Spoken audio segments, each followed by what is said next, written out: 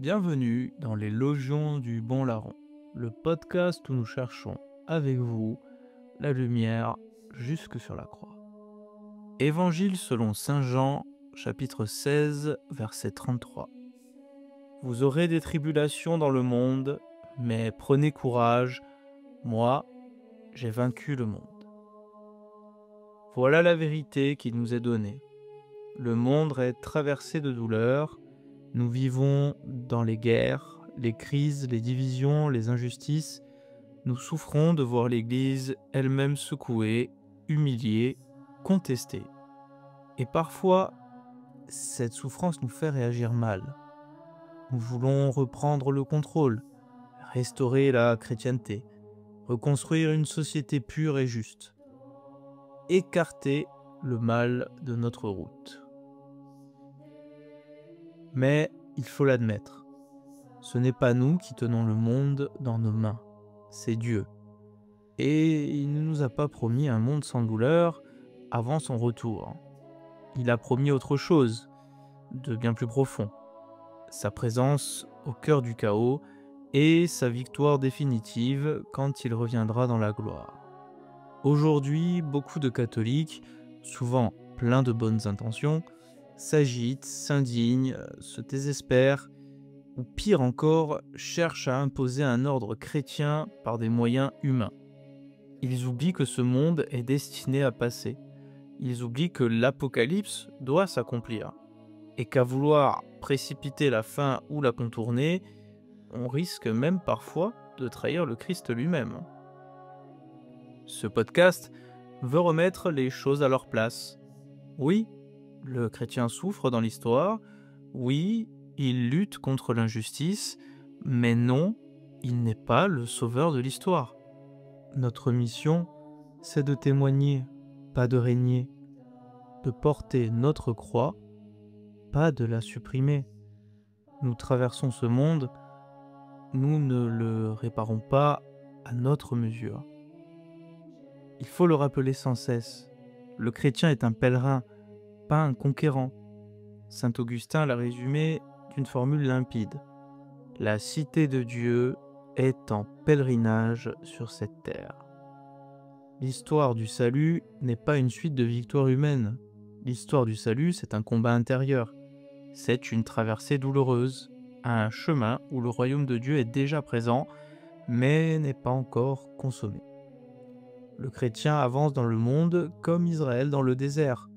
Il est nourri, guidé, protégé, mais il n'est pas encore arrivé à la terre promise. Ceux qui pensent que l'Église doit triompher ici-bas oublient ce que le Christ a vécu. Sur la croix, Jésus semble échouer aux yeux du monde. Et pourtant, c'est précisément là, dans cet échec apparent, qu'il triomphe du péché et de la mort. L'histoire humaine est donc marquée par cette tension permanente. D'un côté, la grâce agit, fait fleurir des œuvres de paix, de justice, de sainteté. Et de l'autre, le péché continue, la violence reste, les puissances du monde s'affrontent. Vouloir supprimer cette tension, c'est déjà trahir le mystère chrétien. Vouloir instaurer un paradis terrestre, c'est oublier que notre patrie est dans les cieux. Le Christ nous a prévenus. Avant la fin, il y aura des guerres, des famines, des persécutions. Il a annoncé l'Apocalypse, pas comme un drame évitable, mais comme un passage nécessaire. L'Église, nous dit le catéchisme, devra traverser une ultime épreuve. Une épreuve qui ébranlera la foi de nombreux croyants. Catéchisme de l'Église catholique 675. Avant le triomphe du Christ, il y aura l'apparition d'un faux salut, d'un faux messianisme et la tentation de croire que l'homme peut se sauver lui-même. Se croire maître du monde, c'est tomber dans cette illusion. C'est penser que la sainteté viendrait de nos lois, de nos structures, de nos conquêtes politiques ou culturelles. Et c'est là que nous devons discerner. Chaque fois que les catholiques ont voulu forcer le cours de l'histoire, ils sont tombés dans les pires erreurs. L'histoire en atteste. Les croisades détournées de leur sens premier. les théocraties abusives où l'on confondait pouvoir et foi, les persécutions contre les juifs, les hérétiques et les opposants, les utopies millénaristes où l'on croyait pouvoir instaurer le royaume ici-bas à coups de violence ou de légalisme. Même l'Église, quand elle s'est prise pour un empire terrestre, a défiguré le Christ. Le catéchisme condamne cela sans ambiguïté. Cette imposture antichristique est déjà à l'œuvre dans le monde à chaque fois qu'on prétend réaliser dans l'histoire l'espérance messianique qui ne peut s'accomplir qu'au-delà d'elle par le jugement eschatologique. Catéchisme de l'Église catholique 676. Voilà pourquoi aujourd'hui il faut que les catholiques se calment. Il faut qu'ils cessent de croire que le monde leur appartient, qu'ils peuvent empêcher les tribulations ou restaurer l'ordre chrétien par leur seule force. Non, le monde nous échappe. Et c'est heureux ainsi, parce que si nous avions la main sur l'histoire, nous deviendrons en quelque sorte nos propres dieux. Et ce serait pire encore qu'aujourd'hui. Devant ce constat, certains pourraient penser qu'il ne reste plus qu'à attendre passivement la fin des temps. Mais à nouveau, ce serait trahir l'Évangile, car le Christ nous a donné une mission, témoigner, servir, aimer. Pas pour restaurer le monde à notre image, mais pour y faire briller un peu de sa lumière.